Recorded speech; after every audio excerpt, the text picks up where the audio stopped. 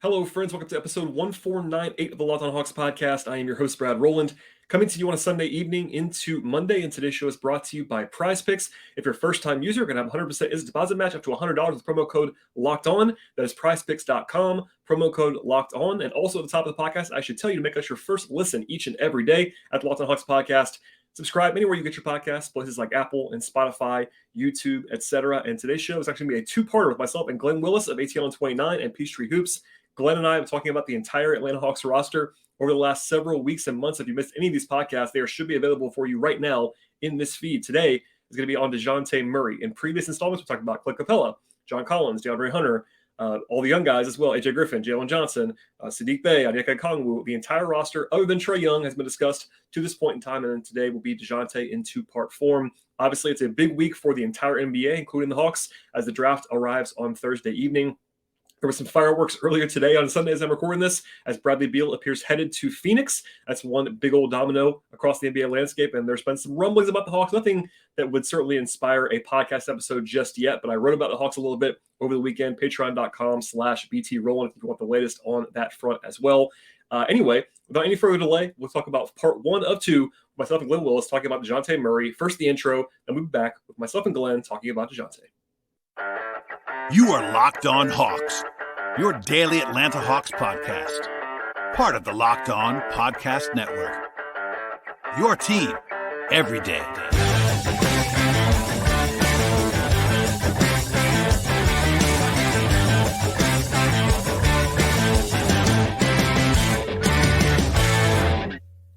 I am back with my friend Glen Willis of Peachtree Hoops and ATL and 29. Glen, thank you for being here as always.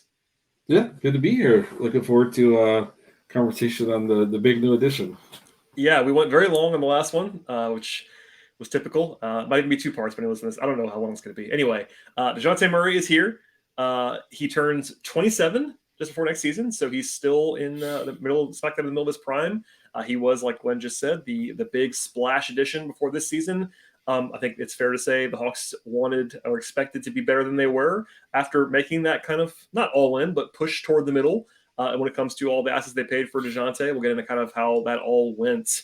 If Glenn wants to, at the end of the podcast, we might even talk about his contract, because that's interesting too, because Dejounte is going to be on an expiring deal.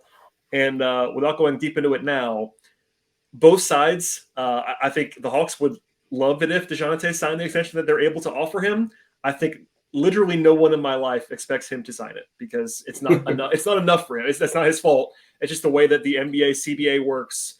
The Hawks can't really offer Dejounte a market value contract. So we'll come back to that later on, but it seems like this is probably going to be a free agent situation in a year. And that is very, very interesting as his second season arrives. Before we dive into him, like we sort of alluded to, what did you make of Dejounte's first season broadly? And then we'll sort of dig in as we always do.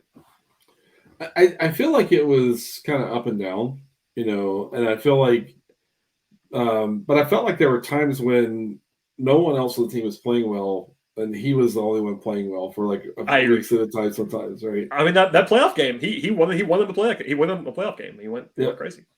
Yeah, absolutely. And then even like in games where in the Boston series where they were really, really far behind and kind of got back to being competitive, it was kind of him, And so I this is one. It's kind of funny. It's like we talk about DeAndre Hunter. I know how Hawks fans feel about DeAndre Hunter. Same for John Collins. On and on and on.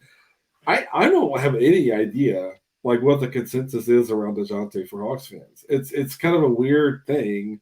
But I maybe like one consensus is Nate being the coach kind of ruined an opportunity to optimize this year.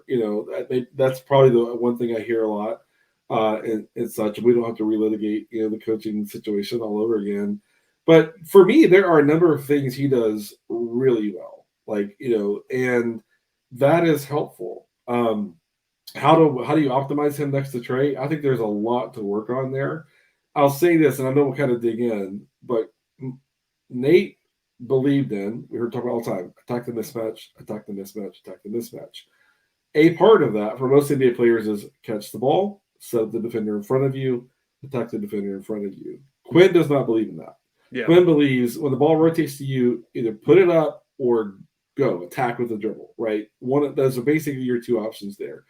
Don't take a beat. Don't let the defender who's not in front of you get in front of you before you do something. Move the ball. And for me, it's interesting because that's not really Dejounte's instinct, is to attack, to move. He wants to kind of size up what's in front of him, feel it out, kind of go. And he's pretty good at that. But it is not what Quinn envisions for his offense. And I think that's the most interesting part of thinking about the season Dejounte had, where it ended up, and what Quinn might do to kind of try to get a different type of dynamic offensively going next year, because it's not what Dejounte wants to do instinctively. Yeah, and I think he's not alone in that. I think Hunter was the same thing. We talked about that on that show. This is not a roster that I would say is built exactly the way Quinn would probably want it in a vacuum, but that's okay. I mean, that's never, most teams are not built that way. It's like you always have guys you got to fit into your boxes. But yeah, I think that Dejounte does not strike me as like the most clean fit in what they do. But like you said at the very beginning, I think I said playoff game. There was a couple games that he excelled in, and one basically for them going crazy. But Dejounte is an interesting player. I mean, the experiment. We kind of know what happened. With regard to why they made the trade, they kind of reacted to the Miami series. I think they kind of maybe even admitted that Trey had no help as far as creation. The thought process on the defense was that Dejounte was going to help there. He didn't really do that. We'll come back to that later on. But the offense, he has really interesting strengths, and he can get his own shot whenever he wants it. There's a lot of value to that. He was playing a different role when he was in San Antonio, where he kind of had an outlier season his last year with the Spurs by his own numbers. Like he had the ball in his hands all the time, and he had a sky-high assist rate, and he had sky-high numbers across the board and all that stuff. And he was never going to be able to replicate that in Atlanta because there's just not that usage level. Trey's still there. And like if Trey was suddenly just gone for a year, like maybe Dejounte could average 25, 5 and 5, whatever it was going to be. But that wasn't going to happen in Atlanta. But just an interesting skill set. Like he's not particularly efficient by traditional metrics. Like he's been below the league average in true shooting every year of his career. I mean, as a high usage guy, you don't necessarily love that, but he's also one of the best mid-range shooters in the league. He actually is. Like by the numbers and frequency, I'm not sure if you saw this. He was literally 100th percentile in mid-range and long mid-range frequency this year. He loves to take Kevin Durant style pull-up 18-footers, and he's good at them. He's not Kevin Durant at them, but he shot 46% from long twos. That's actually a really good number. It may not sound like it, but 46% is a really good number on those shots. But there's that conversation about whether you want that, because that's not efficient in itself. Like that's good on those shots, but those shots are not the ones that you necessarily love. And then a lot of things changed from his previous situation. Like he impacted the spacing. He isn't a dynamic floor spacer. He actually shot more threes as the season went along. I think that even Trey said that on his podcast, if I heard right. I think Dejounte is going to take more threes this year. I think everybody's going to take more threes this year with Quinn. But that's not his natural thing either, to your point. Like he's not a guy who's a bomber. He will take them. He will make some. He's not a great shooter. Catch and shoot, not his strength. All those things. So the question is, I guess, broadly, is like, what do you think of the way that it happened with him and Trey? Because that gets all the attention. We don't have to do the whole thing on that. But I think it's kind of a TBD on that pairing. And I do want to see it with Quinn for a full year. But, I think it's also objectively true to say they were just kind of okay together. And also, the theory of the case of Dejounte carrying the second unit offense objectively failed this year. They got killed with Dejounte on and Trey off. That's not all on Dejounte. I'll be the first to say that. That's not entirely his fault. But one of their prime pet theories that they said on the record was that Dejounte was going to really, really help their second unit offense. It had been such a disaster for so long without Trey, and we all acknowledge that. That didn't work. So I don't know where we stand on with them playing together, but that part of the theory did not come together. Today's show is brought to you by Ibotta, and we're always throwing money at something: school supplies for kids, a new house project, the list goes on and on. It is time, though, to stop spending that hard-earned money without getting anything back in return, and that means using Ibotta. You can earn cash back on every single shopping trip with Ibotta. They actually will give you cash back on hundreds of different grocery items. You can link your loyalty account or upload your receipt after you shop and get the cash back. It's just that easy. The average Ibotta user earns $120 per year in real cash back. That covers the cost of an entire shopping trip, or use that cash to purchase travel, go to a game, have fun night out, etc. And you get real cash back with Ibotta, not just points. Again, real cash back Yes, real cash back. You can earn that cash back on hundreds of online brands and retailers as well when you start using Ibotta. That includes places like Lowe's, Macy's, Sephora, Best Buy, and more. And right now, they are offering our listeners $5 for just trying Ibotta by using the promo code LOCKED when you register. Go to the App Store or Google Play Store, download the free Ibotta app, and use that promo code LOCKED. That is IBOTTA in Google Play or App Store. And use that promo code LOCKED. Check out Ibotta today. Yeah, and it's true, but it's sort of the same issue manifesting itself again, right? In a different way. Like with Trey's efficiency fell off. They didn't have shooting around him, which impacted his space. To really simplify it, right? Yeah. When you think about what to put around Dejounte, it's the same thing as shooting, right? If he's going to attack his man, wants to get to the middle, kind of get to his mid-range pull-up, and all that sort of stuff, it's shooting. And so that was kind of rough for him as well, right?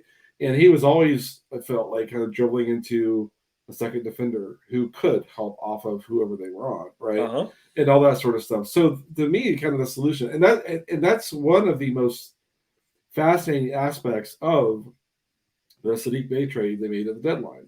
Yep. Because here's the thing: if you are going to continue building around Trey and Dejounte, if the idea is we're going to keep Dejounte in his net contract and to build around Trey and Dejounte, you have to build shooting at the 3 and the 4. Yep. And Bey gives you a ton of that.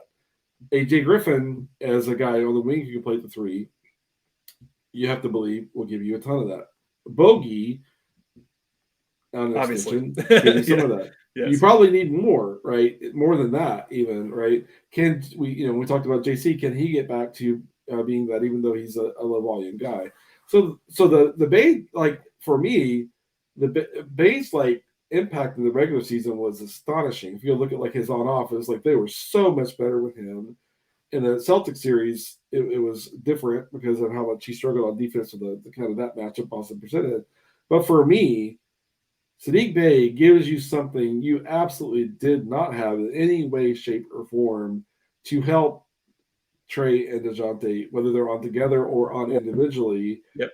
And that is such a massive step forward. And so for me, it's kind of like you asked the question, what did you think about Dejounte's first season with the Hawks? I don't actually feel that invested in it. Shrug. I'm like, It doesn't matter to me. Like, they have to do something different. They have to recalibrate.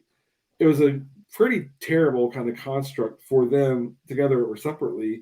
And so I just kind of want to throw it away to a degree and be like, let's just look forward. That's just kind of how my feeling is right now. Yeah, I think part of that is your general optimistic nature, Glenn, which I appreciate. It's a good inverse to me. But no, I think you're right. I think that again, I'm not trying to back the bus over Nate again, but I don't think that Nate did a particularly good job integrating those two players together and the system overall. In defensive Nate, briefly, what you said is right about the lack of shooting. Like, I don't think anybody could have fixed that entirely with the way that the roster was constructed, and we yelled about that at the time. And having Bogey out for a while, pre-Saddiq, and they had AJ, but they basically only had one shooter at a time, maybe two shooters at a time available to them, like actual shooters. Like AJ was a rookie, he was helpful there, but Bogey was the only guy that like had the true green light as a dynamic shooter on the roster, and he missed the first third of the season. So like they were really down when it came to that. And I do think, above all else, I think I mean this. When it comes to Quinn, I think that the way he handles Trey and Dejounte is the biggest thing that he has. Like, there's lots of things that he can do and can impact the way this team runs and the way they're built and all that stuff. But like, I do think that the way that we might see it the most in a lot of respects is like, I think he's going to have some wrinkles that we've not seen on those guys. I think with a full summer, and look, he's not a miracle. You can't just fix it. I mean, guys got to do what they're going to do. DeJounte's going to be the player he's going to be. But I do think that, I think you use the context, like Trey and Dejounte with that level of not zero shooting, but not enough shooting, and Nate and the way that he approaches the game and the mismatch hunting and all that stuff, that was a recipe that was about as rough as it could have been, in my opinion, for what they had. So look, I mean, this is not just about Dejounte, but while we're here, this is a group that once they got Quinn, and I don't think it was just because of Quinn. I think it was, like you said, Saddiq and having Bogey and all that stuff. In the last third of the season, they were a top 5 offense again.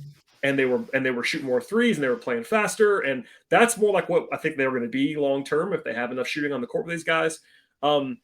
And Dejounte, I think, played a little bit differently. Look at the numbers. I won't go through them all now, but a little more threes, a little bit less mid range, just a little bit less under Quinn than Nate. But I'll say this, just to get out in front of it. Dejounte Murray is not going to stop taking mid-range jump shots. There was this theory that, like, just because Quinn was going to be here, that's not going to happen. Dejounte is going to take those shots, and that's part of his appeal. So if he's on your roster, same with Trey. No, I've long said I think Trey should take more threes and less mid-rangers. I think he will, but Trey's another guy who he's going to take some mid-range shots. It's not going to be James Harden. They're not going to just totally excise the mid-range. It's not going to happen. But I do think that's one area where, like, maybe you can kind of curb some things and have Dejounte be a little bit more of a passer and a little bit less of the hunting for the 18-footer. And that's one thing but because we're talking about Dejounte in particular, that's one I have circled because, okay, let's take Trey off the court for a second. If Dejounte is your number one, your on-ball guy, which he is when Trey's off the court, I don't think Dejounte is a special passer. I think he's a fine passer. I think he's an adequate passer. I think as a starting point guard in the NBA, totally fine passer. But you can really see the difference between Trey and Dejounte. And it's obviously unfair because Trey is an uber elite passer, so I'm not saying anybody's going to be that. But after watching so much of Trey for 4 years now, to see a guy who was an all-star the year before come in and be billed as this like really high-end passer, and I kind of knew this, but like just watching Dejounte, he's not that. He's a fine, okay passer, but he's not going to change your life as a passer. He's a scorer. And playing alongside Trey, having a scorer who isn't like a natural bomber as a shooter, and who isn't 6'7", but he's more like 6'3", it's interesting. Like I'm not to pour cold water on you throwing out last year, because I think you're generally right. I'm gonna have a hard time totally doing that, because I do think some of the concerns that we maybe had about that pairing, most on defense to be fair, but on offense even, I don't think that they're assuaged for me. I'll say this: I'm not panicking on them. You'll be not surprised to know that anytime I do a national, maybe non-Hawks related radio interview, something like that, first question, maybe second question I get is, Trey Dejounte, is it going to work or not? It's one of those things. And my answer is kind of always like, it's going okay. It's not going terribly. It's not going great. I still feel the same way now, which maybe lends credence to what you said. Just start anew. It's Quinn. It's a different roster, and we'll see. Yeah, I mean, if you kind of think of where they were the first third of the season last year, Bogey basically didn't really play much. Yep. AJ wasn't really ramped up, at all. And so, I mean, the spacing was just awful. I mean, just to lay it out, just to back you up, they were playing Justin Holiday, he gets guarded but not a great shooter. DeAndre Hunter, same thing. John Collins, same thing. Clinton Onyeka. Aaron Holiday is a decent shooter, but he's 5'11". So like they literally, until they got Bogey back, and until AJ started to grow into the role more, and was, because for a while people forget this, AJ didn't play all the time. Like he was their 10th guy for a while, and like was kind of in and out. And there were 6, 7, 8 weeks where they had no quote unquote shooter. Trey was their shooter, but like that's hard, man, especially when you come out of a season or two where you had Herter and Bogey and Gallo, and to have none of those guys for a while, it was tough. Today's show is brought to you by PrizePicks. If you enjoy the DFS space like I do, make sure you check out the award-winning app at PrizePicks. PrizePicks is daily fantasy made easy. It's amazing. I know that you will love it as well as I do. It's so easy to use. For one thing, I've been playing there for quite a while now. It's really a breeze. All you have to do is pick 2 to 6 players. Actually choose will have more or less a certain number of points or rebounds, assists, any other stats you're looking for across the board. At PrizePicks also, up to 25 times your money on each and every entry. They offer numbers on sports you might enjoy. That includes stuff like the NBA, of course, WNBA, college basketball, NFL, college football, MLB, NHL, PGA, soccer, esports, and much more. And a whole entry can be done in just a minute or less. It's that easy and it's that quick. Plus, it's just you against the numbers. PrizePicks has safe and fast withdrawals, and they're operating in more than 30 states now, plus Canada. Download the app right now. But PrizePicks, or go to PrizePicks.com. Sign up for Daily Fantasy Sports. If you're a first-time user, get 100% is a deposit match up to $100 with the promo code LOCKEDON. Don't forget that promo code as well. It is promo code LOCKEDON. Sign up for instant deposit match up to $100. Check it out now with PrizePicks. Yeah, it was. So if we can kind of contrast that to what it might look like this season, we obviously don't know what roster moves are playing, but let's imagine Dejounte on with AJ, Bogey, and Sadiq. Well, he's going to have a yeah, ton of space. That's right? much more helpful. Yeah. All right. And so it's just a completely different thing. And I think what Quinn's going to challenge him to do is, hey, if we got 3 shooters on it, 2, 3, and 4, I don't want the 18-footer. I want you getting to the rim, right? I want you getting deeper, right? I want you getting to 7 feet at least, or whatever it is, you know. And it kind of reminds me of like when we talked about AJ, how AJ gets every inch he can get in space close to the rim when he's attacking, you know, with the dribble. And so I think there's a little, you can't really rewire a human being, but there is a way to kind of nudge them towards realizing, like, okay, when we put you on with this kind of lineup, we want you to attack. We want you to see what's different about your opportunities than when we're with a lineup with less shooting, right? Now, for me, it's like you think about playing with some of this with AJ, Bogey, Sadiq. Okay, where's Jalen kind of fitting into that? How does Jalen impact that? That's an important thing to think about. You know, I talked about Jalen, but it's but it shouldn't be that hard, depending on what they move, to get 2 shooters on with Dejounte, which is way more than he had really at any point last season, apart from the end when Quinn was really pushing Bogey plus Sadiq lineups, right, towards the end, right? And so and that's like so important to kind of think about. And so that's another reason I want to kind of throw it out. Going back to Dejounte's passing, you know, first of all, Trey is, if he's not like a top 2 passer in the league, it has to be top, you know, he's up him there. And Jokic, and it depends on who else you might want to put in that group, like Luka, you know, right, you know, so no one is that. But for me, it's more of kind of the interior and thread the needle passes that he doesn't have that. Dejounte doesn't have that, right? But to me, like, coaches like cover the basics, cover the basics, cover the basics. The extra pass, Dejounte sees the extra pass, makes the extra pass. Yep. When a defense is loading up against him, he throws it to the weak side and he gives it up. And he's, in that sense, he's ahead of Trey. Trey wants to do so much for his team that sometimes he is a little bit, I don't want to say hesitant, but he wants to make sure that giving the ball up is the right thing before he gives it up. Dejounte will move the ball, like, if that's the right thing to do. And I'm talking about simple, like swing it to the weak side or hit to the guy in the corner. The simple play, for sure, yeah. A guy's defender is over helping and hit him and things like that. And coaches value that in some ways, like, more than the special passing. It's like, I want consistent, good ball movement, move the ball to the right way, move it on time, move it right away.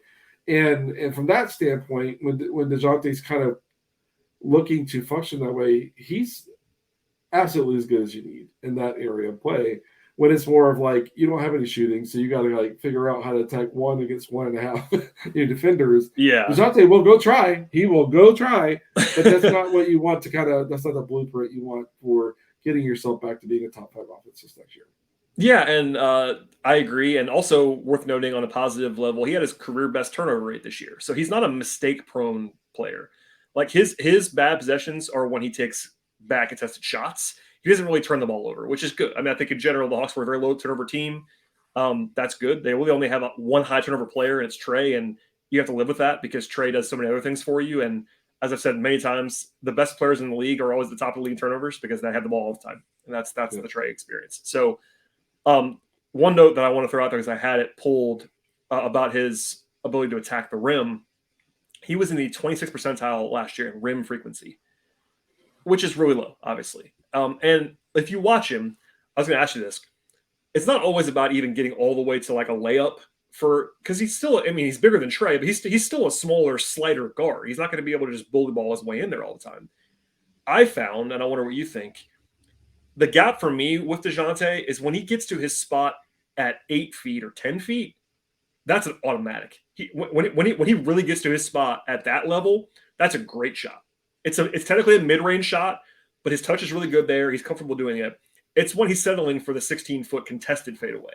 Like, there's that's for me is like how I differentiate with Dejounte, because when he's really in command and locked in and playing physically for him, again, he's not a 6'8" guy. He's 6'3", whatever he is, and skinny.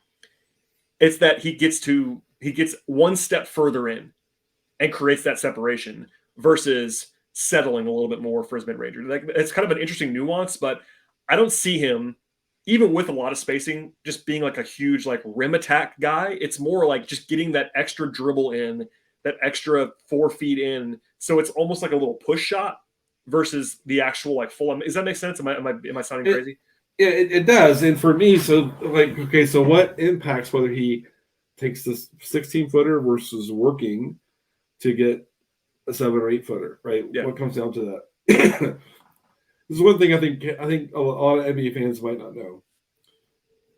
Getting to 8 feet is way more work than just pulling up from 16. Definitely. That's exactly right. 100%. Physically harder, more exerting. You have to really be assertive physically and from an energy standpoint. And that standpoint, I think you can kind of see, like, I think we went back and kind of had time to kind of rewatch the season, you'd see like, oh, third game in 4 nights, he's more likely to just kind of pull up or whatever. And so so that's the thing. Trey and Dejounte are not built to go in and seek contact at the rim. They would be hurt all the time if that was their go-to. Exactly. Right? Exactly. And so you have to be mindful of that. But I think your counterpoint to that is that doesn't mean you can't get closer to the rim. It doesn't mean you can't put in the effort to kind of get closer. And that's where I think a little better workload distribution. Can Jalen kind of be a creator this year? I mean, just take a little workload off of the guards, right? Can Bogey go back to being a little bit more of a creator this year and take that workload off? And I think it really does come down to Quinn being like, you could attack the heart of the defense, get there. And if I need to give you a little bit of a longer break, it's kind of keep you at full energy, kind of do that. That's where it is. But in the NBA, I mean, I feel like it's one of the most under-recognized things is guys that will, and this is one, and we talked about this with AJ. The thing I love most about AJ is AJ doesn't give up any space. Yeah. None, right? And it's interesting as a 19-year-old rookie to see him do that. And in that sense, Dejounte's got to be a little bit more like AJ. Now, AJ has the body to go in there and kind of deal with contact and be physical and stuff like that. But again, getting to 7 or 8 feet from the rim, getting to his floater, getting to his push shot, much, much better shot quality there. And it's just a matter of kind of them being coached to value like what that effort kind of gives you from a shot quality perspective as opposed to the pull-up. Now, we've seen him, like, he has the ability to kind of rock his defender, get to that step back at the nail. That's a good shot almost every possession, right? But if the defender has him reset, and now all of a sudden, like, he's not able to kind of – it's not that first kind of rocking attack and then stepping back. That shot quality goes down if a defender forces him to kind of reset in that space. And again, Dejounte has to recognize, like, oh, he took that away, so now I've got to maybe do something else, right? Right. And that's where it kind of comes down to kind of really being there's such a divergence in NBA players. Like, to me, like the classic all instinct player that sometimes makes it look like he's not the smartest player is Russell Westbrook, right? Instinct all the time. Dejounte is not kind of to that level, but Dejounte does rely a lot on his instincts. Mm-hmm. And that goes to your personality, and not how smart you are or you aren't. Russell Westbrook is a smart guy. He knows the NBA game, but when he's kind of in the middle of and his competitive fire is there, it's instinct. And so for me, it's how do you kind of create an approach mentally that allows you to kind of not be overly or so reliant on instinct in an unhealthy way, but that you have a plan and you're really holding yourself accountable to attacking via the plan that you have. And that's where I think kind of pushing Dejounte in that direction is going to give them more of the good stuff from him. Yeah, I don't belabor it anymore. That's a good way to kind of lay it out. And there is just it's tough to always, I think for 3-point shooting, we kind of have, there's these metrics that are like wide open versus whatever it is. Those are established metrics. I wish there was more like attention paid to like mid-range and like non-layup shot quality, because like there is a big gap there. And I think, honestly, credit to Dejounte. You said it too, but he could get his mid-range or whatever he wants it. And that there's a skill to that. And that's one of the reasons why he's a fringe star in the NBA, is that he can get that shot off. He's really skilled. He's creative.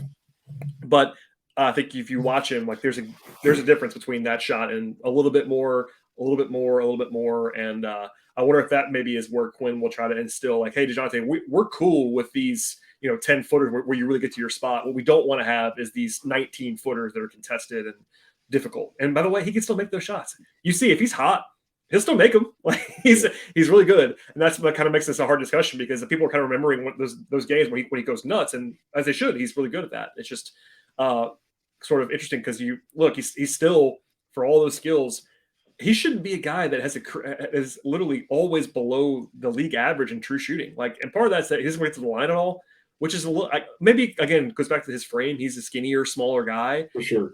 But he's not a great 2-point shooter. He's just kind of there's some value inherently in being able to carry sort of league average efficiency on that kind of usage. That's actually hard to do. Yeah. But when you're the number 2 guy, it should be in theory a little bit easier for you to do that. And that's what the Hawks didn't really find with Dejounte. It was a little bit better than it was San Antonio, but like the next thing I think for me is like now that you have a little bit less pressure on you to be the primary creator, can you nudge your efficiency up a little bit?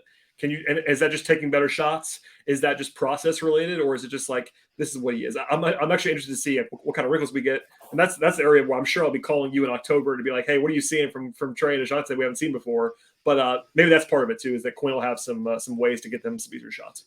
Yeah, the other part, and maybe this kind of aspect of the instinct is like once the Hawks get in the bonus. And Trey's defender is getting physical with him. He's like, he's so good at that. Sign me up. I'm going to the line. Yeah. Going to the line down 6 times the rest of this quarter or whatever. And Dejounte is just not. He didn't want to do it. Ever do that, right? He wants to set you up, get to the mid range. And so there's probably maybe something around kind of recognizing when a defender is defending you a certain way that you can use that to your advantage and get easy points at the free throw line. He basically never does that. Like, I mean, just to back you up, he has a career 3.8 free throws per 100 possessions. So it's less than that per game. His per game numbers for his career, I'm looking at it right now, it's about 3-ish per game. And that is, no, actually 2.2 per game. I lied. That is very, very, very, very, very low for a player that has his level of usage. And again, it's understandable because he is a slider guard. But that's that. If you wonder why he doesn't really boost his efficiency, that's one of the areas. He's actually a good free throw shooter. He just doesn't get there very much. Yeah.